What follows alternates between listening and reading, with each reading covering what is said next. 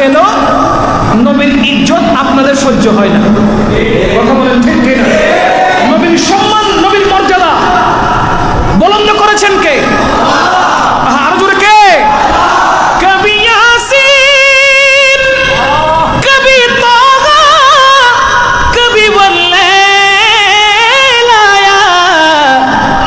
जिसके खस्मे मेरा रब खाता है, जिसके खस्मे मेरा रब खाता है, कितनी दिलकश मेरे महबूब की सूरत होगी, जिसके खस्मे मेरा रब खाता है, कितनी दिलकश मेरे महबूब की सूरत होगी।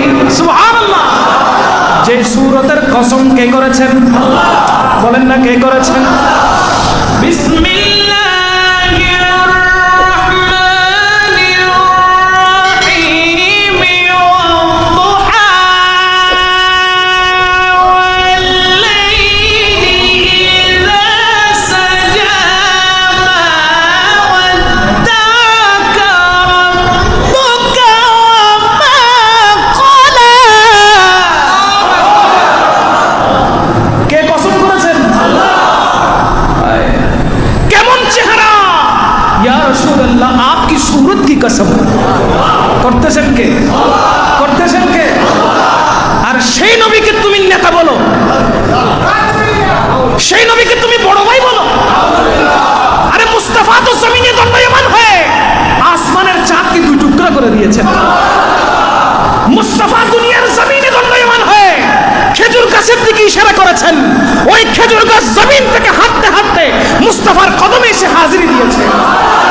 আরে মুস্তাফা তো জমিনে থাকতে পাথরকে যখন বলেছে আবু জেহেলের মুষ্টির ভিতরে পাথর ছিল, ওই পাথরকে মুস্তাফা ইশারা করেছেন, পাথর কালমা পড়া শুরু করে দিয়েছে।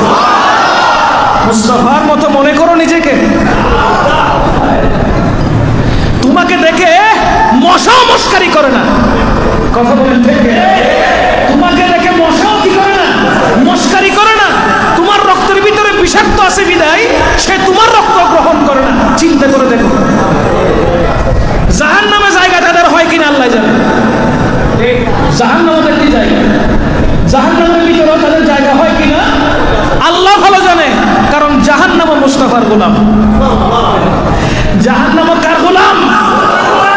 জাহান্নাম পর্যন্ত আমার নবীর দিকে তাকিয়ে থাকে, জাহান্নাম পর্যন্ত মুস্তাফার রহমত পাওয়ার জন্য বসে থাকে। ওই জাহান্নামে যাওয়াটাও ভাগ্যের ব্যাপার। কেউ বলেছেন, কোন এক আশিকে রাসূল বলেছেন, আল্লাহ আমি যদি জাহান্নামে যাই, তুমি যদি আমাকে জাহান্নামে দিয়েও দাও, আমার কোনো আপত্তি নেই, আমি জাহান্নামে চলতে রাজি আছি, কিন্তু আমার এই দুই চোখে মুস্তাফাকে দেখতে হবে। শর্ত হলো আমার এই দুই চোখ মুস্তাফার নূরানি সুরত দেখতে হবে। যদি তারপর আমাকে জাহান্নামে দাও, আমি জাহান্নামে যেতে একবার না 100 বার রাজি।